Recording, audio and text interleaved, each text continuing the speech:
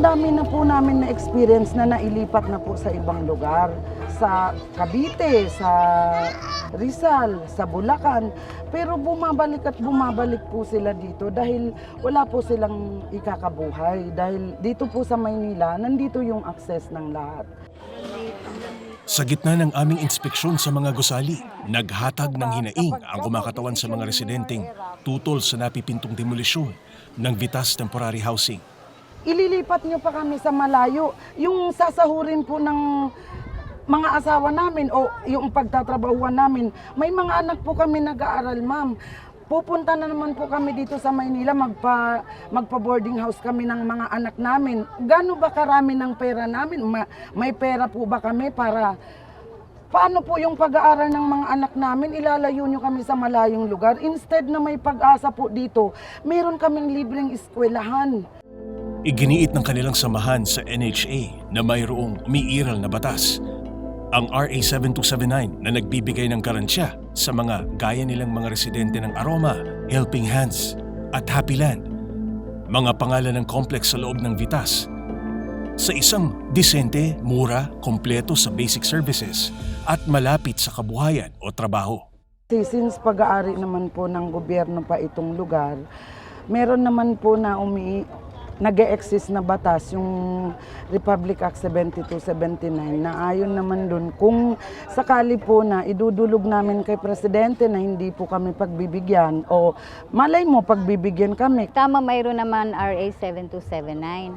Pero hindi nangangahulugan na mayroong ganong batas ay lahat ng bakante pwede mong tayuan. Mayroon kasing comprehensive development plan, di ba? Na tinutukoy kung ano yung residential, ano yung commercial, ano yung industrial. So ito talaga ay industrial area. Isa sa mga dahilan kaya rin mahigpit na tinututulan ng Arhelan People's Movement ay nangangamba silang karaniwan daw ay substandard ang mga pabahay sa relocation sites. Bago naman po yan nila tanggapin yung unit, ay i-check muna nila. At kung talagang totally may problema, di wag tanggapin. Umaasa ang mga residente ng Arhelan na pakikinggan sila ng Pangulo o ng Alkalde ng Maynila. Pumunta po kami kay Asek Mabilin para kung paano po ang way na makakausap namin mismo si Presidente Duterte. Para kung sakali man mailahad namin yung hinaing namin at hindi po niya kami pagbigyan, siyempre Presidente na po yung nagsabi sa amin. Ang punong alkalde ng Maynila na si former President Joseph Estrada ay may pulisiyang sinusunod sa mga demolisyon at relokasyon. My position, even when I was president, is like the position of President Duterte. No demolition without relocation. First and foremost, there must be a relocation before demolition. Dapat livable. May kompleto, may tubig, may ilaw, lahat. May toilet, lahat. Pero iginiit ni Mayor Erap na kapag naihanda na at pwede nang tirhan ang mga pabahay na paglilipatan, kinakailangan ng lisanin ng mga residente ang Vitas Temporary Housing. Kung mayari na yung nilipatan nila, they have to leave, they have to go. Dahil kailangan maayos namin itong mga esteros eh. Mga tubig na napupunta ng mga basura, lahat. Siyempre, make it attractive for investment or businessmen, foreigners, to bring back the old glory of Manila. Tumanda ko rin, involved na sa hold-upan, kidnapan. Kaya tama yung propaganda ng tourism. It's more fun in the Philippines. Pero sa Manila mas maraming fun. Hold-upan, kidnapan. Sa mata ng paglaban sa kriminalidad, kapag mataas ang bilang ng mga walang trabaho, tumataas din ang paglaganap ng krimen. Kasama ang hepe ng Station 1 ng Manila City Police, itinuro niya sa amin ang itinuturing nilang hotspot sa loob ng Vitas Temporary Housing. Nasaan na po tayo? So ito po yung tinatawag nila na Happy Land, yung karatig po ng Aroma. At kung makikita nyo po, yung mga building na talagang condemned building na po yan, hindi na po yan pinatitirhan. Kumbaga, i-demolish na po yan Dito po yung takbuhan ng mga hold-upper, mga jumper, and then yung mga bata po na nagrarayot, dito rin po ang takbuhan nila. Talamak din ang problema sa droga dito sa Vitas. Recently, kanta kami ng bypass dito, kung saan nga marami kami nahuli dito na nagsosolvent, and then doon sa kabilang building, papat session. Hindi pa kami nagtatagal sa Building 2 na isa sa mga paboritong pwestuhan ng mga nagsosolvent. May sinita na kaagad si Hepe. Ha? Hindi ba alam na bawal yan? Oh. Dito sa gabi, marami pa rin mga nagsosolvent dito sa gabi? Tulog po ako agad. Ha? Tulog po ako agad. So, talaga saan ka tumutulog dito? Saan ito? Ilang minuto pa, paglisan ng mga pulis, eto na ang eksena. Ang pagsasolvent ang isa sa hindi mapigilang gawain ng ilang kabataang nakatira dito. Saan niyo po nakuha pala yung solvent? Sa Divisoria. At pumupunta kayo ng Divisoria. So, kukuha ka, tapos ibibenta mo, tsaka mo siya gagawin. Opo. Nakapag-aral po ba kayo ate? Opo. Hanggang anong, Correct. ba't po natigil? Bakit po natigil? Ano, dahil sa magulang ko, nakukulong po ng papa ko. Magkano kinikita mo? Mga ano, 300. 300. Tapos, lahat yan binibigay mo sa nanay mo o nagtatabi ka ng... Hindi, sila po nagbibigay sa akin. Magkano ang binibigay sa'yo 50. sa isang araw? Opo. Saan naman napupunta yung 50 mo? Minsan po, pinakakain ko. Minsan nag-solve din ako. 2015 po, tumigil po ako ng 1 year. Tapos bumalik po ako 2016. Oh, ba't bumalik ka? Nag-solvent po ako ulit. Dito ka na. Bakit bumalik ka pa? Kasi po pag nakikita ko yung barkada ko na parang yung sarili ko, parang nayayaya ako ng bisyo. Hanggat nabubuhay sa ganitong komunidad, mahihirapan silang makatakas sa tanikala ng pagdodroga. Basura, droga, at maging aksidente sa kalye.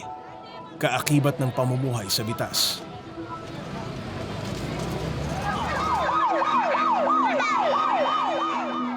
Apat ang patay sa isang aksidenteng naganap habang nagsushoot kami. Motor sa motor ang nagbanggaan.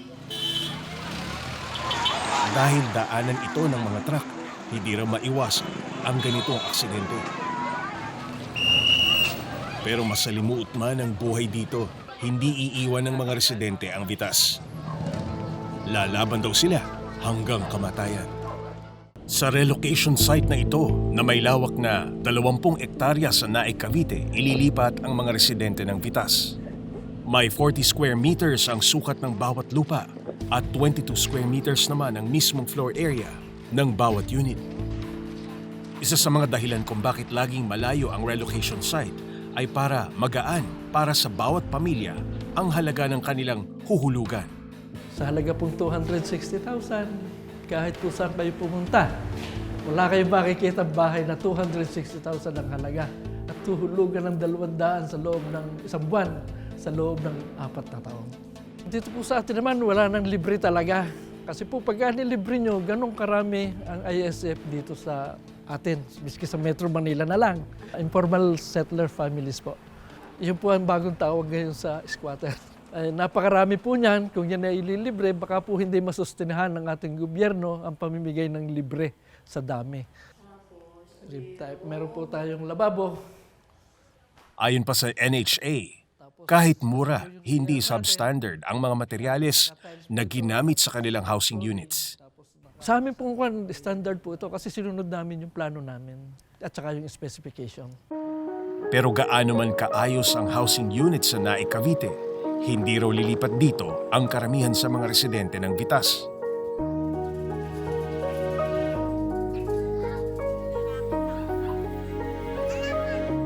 May 5 taon na sa Vitas ang pamilya ni Sheena.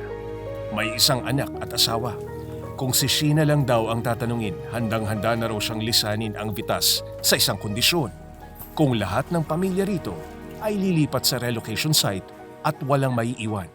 Sa akin lang, kung ano, gusto ko dito. Pero kung yun talaga yung gusto nila na ilipat kami, wala kaming magagawa. Kasi kami volunteer.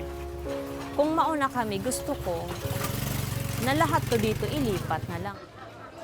Ang may-ari ng kalapit na tindahan ni Sheena ay si Adelaida. Para kay Aling Adelaida o Aida, may hirapang mapalipat ang mga taga-Vitas, lalo na kung may mga naipundar kahit maliit na negosyo sa lugar na ito.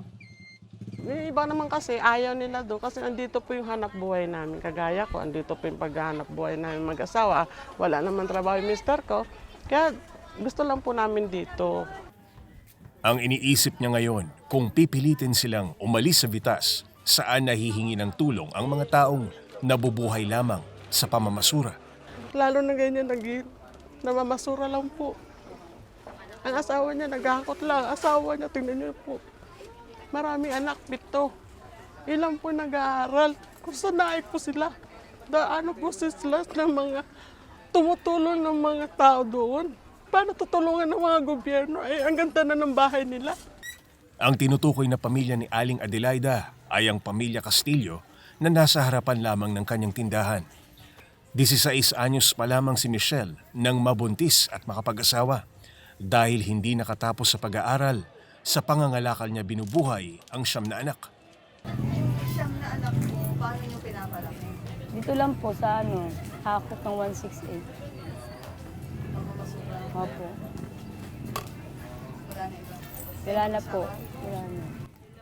Bagamat naghihintay ang magandang pabahay sa Naik, Cavite, para kay Michelle, Kung makita ko magandahan ako, siyempre gusto ko, kaso ang inano ko yung trabaho, hanap buhay talaga. Paano po, may bahay ka naman po maganda, kung wala ka naman hanap buhay, paano naman po kami kakain, di ba po?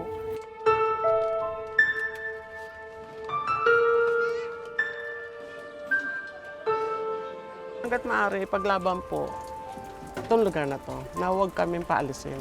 Maaari ipaayos na lang, i-ano lang kami ng ilang building dito, kung matitira konti na lang. pinaghahandaan na ng NHA ang matagal ng nabinbin na demolisyon. Actually, sa ngayon, ongoing kami sa preparation ng mga logistics katulad ng trucks na sasakyan ng mga gamit ng mga tao. Then yung vans na sasakyan naman ng mga tao mismo. So pag okay na ho lahat ng logistics, assuming halimbawa na ayos na namin this July or August, start na po yan. Nahaharap sa isang malaking hamon ang pamahalaan na ipatupad ang demolition order at isagawa ang relokasyon ng libu-libong pamilyang itinuring na itong permanenteng tahanan. Sa ating pong mga would-be beneficiaries, census families po, sana makiisa, no? Kasi nagtutulungan naman, tinutulungan naman sila ng government. No? Ang mensahe po namin mahalin nila yung bahay na ipinagkaloob sa kanila ng gobyerno. Huwag nilang ibenta, kakaunti ang nabibigyan ng pagkakataon na mabigyan ng gobyerno ng pabahay. Hanap buhay o kaligtasan? Ano nga ba ang dapat na mas matimbang? Magandang gabi po sa inyong lahat. Ako po si Jay Taruk at ito ang Eyewitness.